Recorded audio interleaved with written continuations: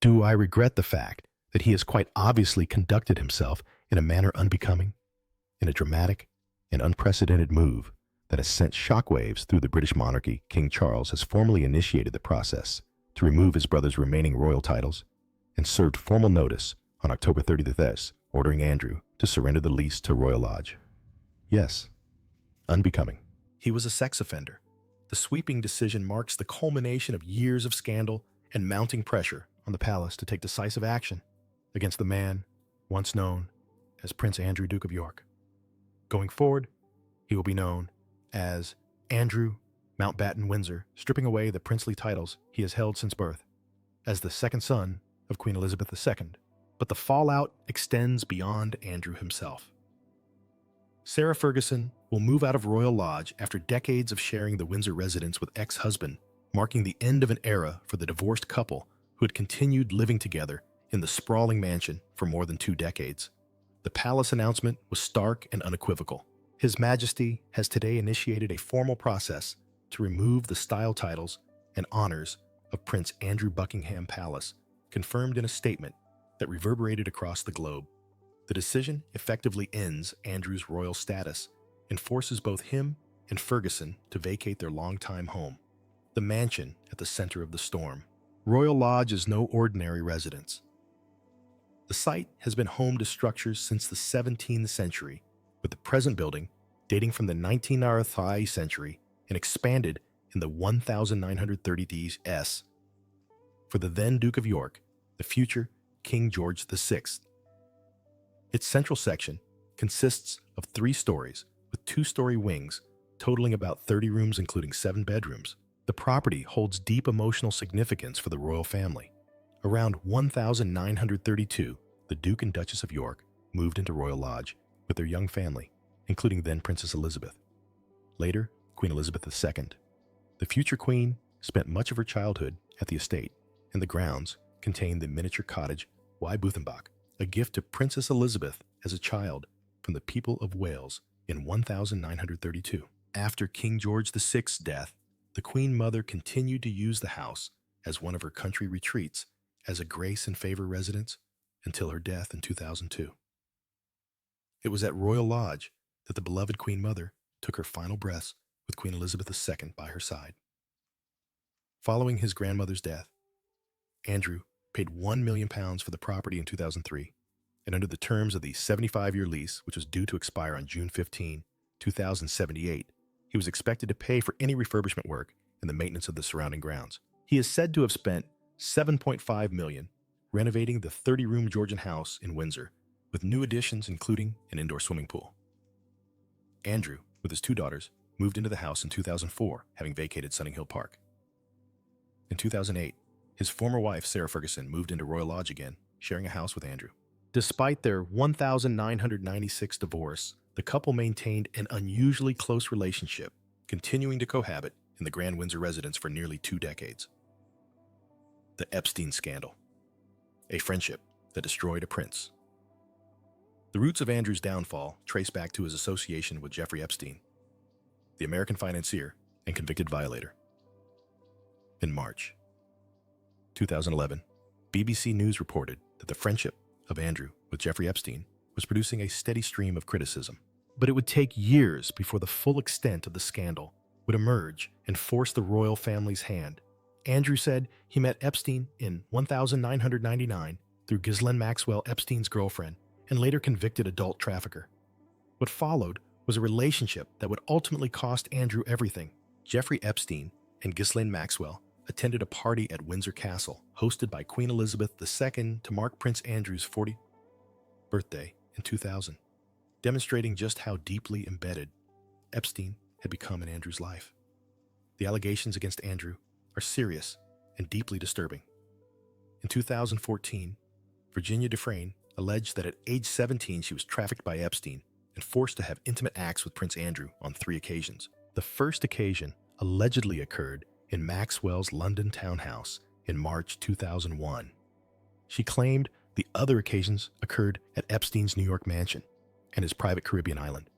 She also repeated a claim that the third encounter was wrong adult acts on Epstein's island with the financier and approximately 8 other girls who appeared to be under the age of 18 and didn't really speak English. The allegations painted a picture of systematic mistreatment and exploitation, with Andrew allegedly participating in the very behavior that would eventually send Epstein to prison. The disastrous BBC interview.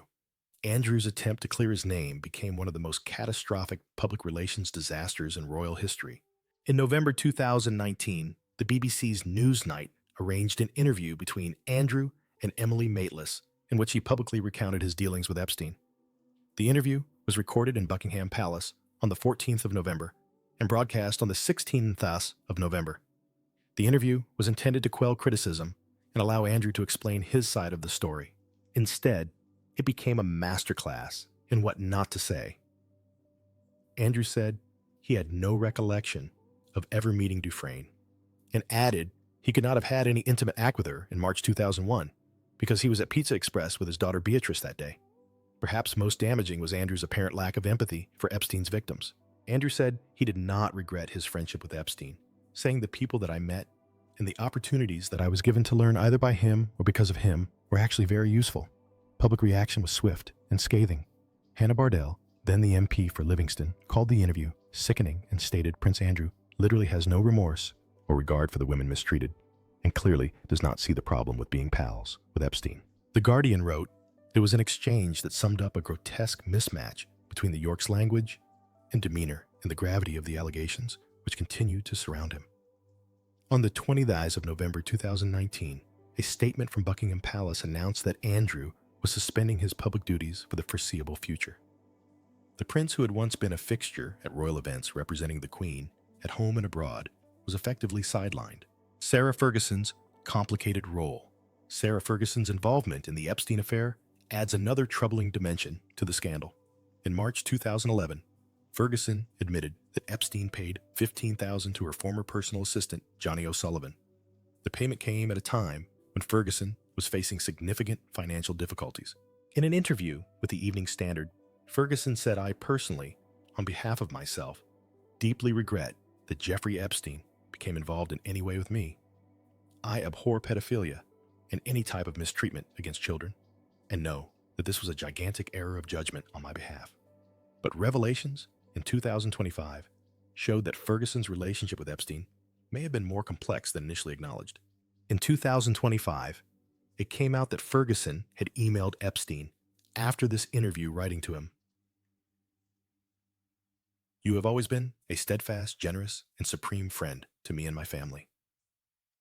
The email revealed that even after publicly expressing regret, Ferguson continued to view Epstein as a friend. Throughout the scandal, Ferguson has maintained a loyal stance toward her ex-husband. Speaking to The Times in 2021, Sarah said, "When I'm in the UK, I'm lucky enough to stay at Royal Lodge. I wouldn't call it my home, as that would be presumptuous." During an appearance on Good Morning Britain in 2024, Sarah, 66, dodged the question about the reports between the brothers. She said, "I'm a guest for a start. I'm a very lucky guest and a very comfortable guest. I tend not to get involved in brothers' discussions, and I think that's the safest place to be." The final revelations emails that changed everything. For years, Andrew maintained that he had severed all ties with Epstein after December 2010. This claim became increasingly difficult to sustain as new evidence emerged. In January 2025, Bloomberg News obtained a legal filing showing that Epstein had been in contact with Andrew at least through email until February 2011. The filing reportedly showed emails where the two discussed press reports, and Andrew wrote they should keep in close touch and will play some more soon. Earlier this month, British media reported on that exchange, which came after a 2001 photo of him and a young Jouffre at the London townhouse of Epstein's then-girlfriend, Ghislaine Maxwell, was published. The email was sent at a time of heightened media coverage of the Epstein scandal, with Andrew telling Epstein they were in this together and would have to rise above it. The revelation that Andrew had lied about the extent and duration of his relationship with Epstein proved to be the breaking point. It demonstrated a pattern of deception that the palace could no longer ignore or excuse. The legal battle and the settlement in 2021, Virginia Giuffre filed a lawsuit against Andrew, alleging he violated her when she was a teenager. The lawsuit put the royal family in an impossible position. If Andrew fought the case and lost the damage, would be catastrophic. If he settled, it would be seen as an admission of guilt despite legal disclaimers. Andrew reached an out-of-court settlement with Geoffrey in 2022 after she filed a civil suit against him in New York. While he didn't admit wrongdoing, Andrew did acknowledge Geoffrey's suffering as a victim of adult trafficking. The settlement was reported to be in the millions, though the exact amount was never disclosed publicly. In January 2022, Queen Elizabeth II removed Andrew's military affiliations and royal patronages and confirmed that he would no longer use the style His Royal Highness in any official capacity. The late Queen Andrew's mother was forced to take action against her own son to protect the institution of the monarchy, the posthumous memoir that sealed Andrew's fate.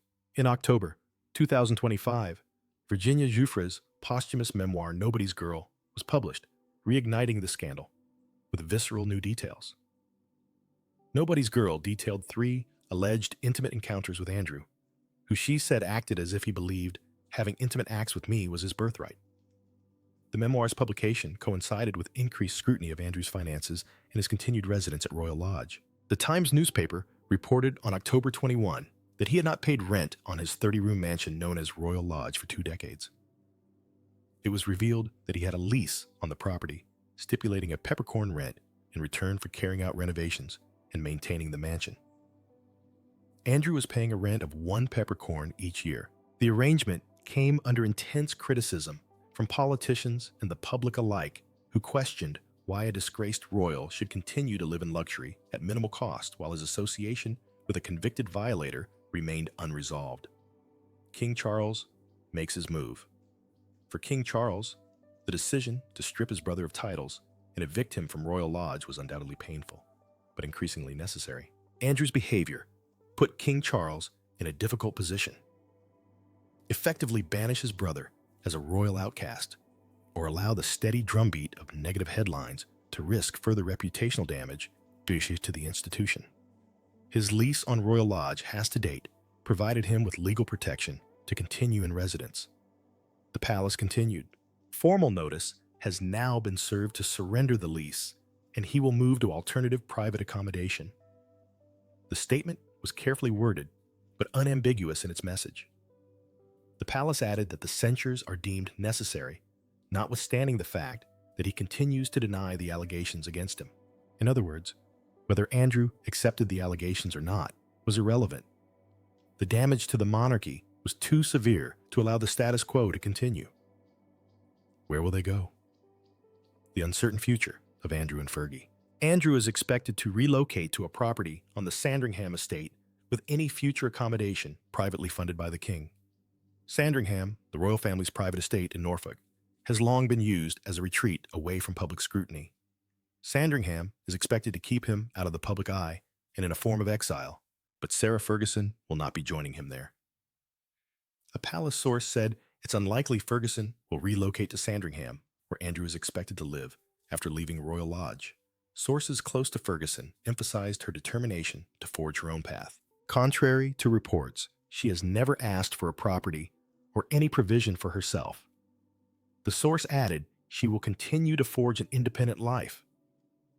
Another insider close to Ferguson echoed similar sentiments, saying she is focused on starting a new chapter on her own terms. She's going to move forward independently. The split marks a significant shift in the couple's living arrangement. Despite divorcing in 1996, Andrew and Ferguson had maintained a remarkably close relationship, essentially functioning as a family unit while living under the same roof at Royal Lodge. Their daughters, Princesses Beatrice and Eugenie, grew up in the mansion, and both continued to visit regularly with their own families. Ferguson's decision to live separately from Andrew suggests a recognition that her association with him has become untenable. While she has stood by him throughout the scandal, the final stripping of his titles, and the eviction from Royal Lodge may have been the catalyst for her to reassess her own position. The financial reality. Andrew's financial situation is precarious. As Andrew currently has no source of income, King Charles will be providing an undisclosed private provision for him. The former Duke of York has not been a full-time working royal since 2019, when he stepped back from duties after backlash from his 2019 Newsnight interview about Epstein. For years, speculation swirled about how Andrew was funding his lavish lifestyle and the expensive upkeep of Royal Lodge. In 2023, reports suggested that King Charles III was to cut Andrew's annual grant, potentially leaving him unable to afford the lodge's running costs. The mansion requires significant maintenance, and its running costs are substantial. Sarah Ferguson, as a private citizen, will need to make her own financial arrangements. She has built a career as an author, particularly of children's books, and has various business ventures. However, the question remains whether these will provide sufficient income to maintain the lifestyle she has grown accustomed to at Royal Lodge. Public and political reaction. The public reaction to King Charles's decision has been largely supportive, with many feeling that action should have been taken sooner. Shadow Justice Secretary Robert Jenrick told the BBC Radio 4 Today program, "It's about time Prince Andrew took himself off to live in private and make his own way in life. He has disgraced himself. He has embarrassed the royal family time and again. I don't see why the taxpayer frankly should continue to foot the bill at all. The public are sick of him." When asked if Andrew should leave Royal Lodge, Jenrick said, "I don't think the taxpayer in any way should be footing the bill for him to live in luxury homes ever again." The sentiment reflects a broader frustration with the royal family's handling of the scandal and a desire to see meaningful consequences for Andrew's actions. Anti-monarchy groups have been particularly vocal. Activists from the anti-monarchy group Republic staged a protest at the entrance to Windsor Great Park and Royal Lodge, demanding that Andrew face justice and that the royal family be held accountable for harboring him. The broader implications for the monarchy, King Charles's decision to strip Andrew of his titles and evict him from Royal Lodge, represents a watershed moment for the British monarchy. It signals a willingness to prioritize the institution over family loyalty, a balance that has often proved difficult for the royals. Andrew, who was born the second youngest child of Queen Elizabeth II in 1960, was once widely described as her favorite son. The transformation from favored prince to royal outcast is complete and irreversible. The man who served in the Falklands War as a helicopter pilot, who represented the Queen at countless engagements, and who was once seen as a charming, if sometimes controversial member of the family, is now permanently exiled from royal life. For Sarah Ferguson, the situation is equally dramatic. The two remained close after their 1996 divorce, and Ferguson joined the former prince at Royal Lodge 5 years after he moved into the 30-room mansion in 2003. Their unconventional arrangement had become a source of fascination for royal watchers, with many admiring their ability to maintain a family unit despite their divorce. Now that chapter is closing. Ferguson's determination to forge an independent life suggests a recognition that her association with Andrew, while personally meaningful, has become professionally and socially damaging. As a public figure in her own right, with her own career and reputation to consider, the decision to live separately makes pragmatic sense. The historical context. Royal Lodge has witnessed some of the most significant moments in modern British royal history. On the 11th day of December 1936, the Duke of Windsor took leave of his family at Royal Lodge following his abdication speech before leaving for overseas and exile. The parallel between that abdication crisis and Andrew's current situation is striking. Both involved a royal choosing personal relationships over duty. Both resulted in exile, and both fundamentally challenged the monarchy's place in British society. The property itself is a testament to the continuity of the royal family. Herbert James Gunn's 1950 painting, Conversation Piece at the Royal Lodge. Windsor depicted King George VI and Queen Elizabeth and their daughters, Princesses Elizabeth. Later, Queen Elizabeth II and Margaret at Royal Lodge. That idealized image of royal family life stands in stark contrast to the scandal and disgrace that has now forced Andrew's departure. The Epstein legacy. The broader Epstein scandal continues to reverberate. Epstein died by suicide in a New York City jail in 2019 while awaiting trial. His death ensured that many questions about his operation and his high-profile connections would never be fully answered. Ghislaine Maxwell, his longtime associate, was convicted in 2021 and is currently serving a 20-year prison sentence. Andrew remains one of the most prominent figures associated with Epstein who has not faced criminal charges. While he settled Jouffre's civil lawsuit, he has never been charged with any crime related to the allegations against him. He continues to deny all wrongdoing. The U.S. despejado government holds the key to the larger scope of the Jeffrey Epstein case, advocates have said. Prince Andrew may be just one of those people that are implicated.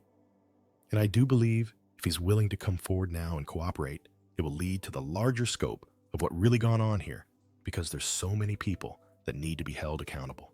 What happens to Royal Lodge? With Andrew's eviction questions arise about the future of Royal Lodge itself, Buckingham Palace announced in October 2025 that he will have to leave the house, which is expected to happen in early 2026. The property is owned by the Crown Estate, and decisions about its future use will ultimately rest with King Charles and his advisors. Given the property's historical significance and the late Queen Elizabeth II's deep connection to it, any decision about its future will be carefully considered. Some have speculated that it might be offered to another member of the royal family, possibly the Prince and Princess of Wales, though they have recently settled into Adelaide Cottage and have plans to move to Forest Lodge. Others have suggested that the property might be open to the public, allowing visitors to experience the home where the young Princess Elizabeth spent so much of her childhood. This would generate revenue for the Crown Estate while preserving the property's historical legacy. The personal toll, beyond the public drama and political implications, the human cost of this scandal is significant. Andrew and Ferguson's two daughters. Princesses Beatrice and Eugenie have watched their father's reputation crumble in their childhood home become the subject of international controversy. Both princesses have maintained low profiles regarding the scandal, presumably to protect their own families and careers. For Andrew himself, the transformation from Prince to Andrew Mountbatten-Windsor represents a complete loss of identity. Born into royalty, raised with all the privileges and expectations that entails, he must now navigate life as a private citizen under the shadow of scandal. At 66 years old, with no independent source of income and his reputation in tatters, the future looks bleak. Sarah Ferguson faces her own challenges.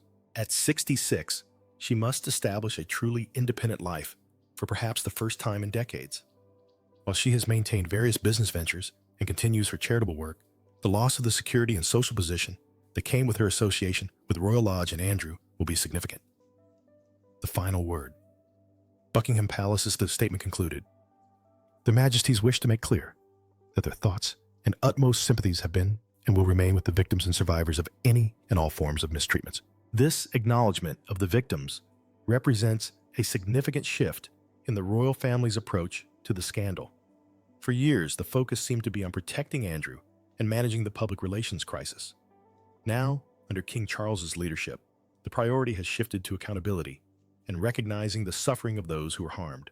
It is a necessary, if belated, recognition of what should have always been the central concern: justice for the victims. The eviction of Andrew from Royal Lodge and the effective banishment of both him and Sarah Ferguson from royal life marks the end of a long and sordid chapter in the history of the British monarchy.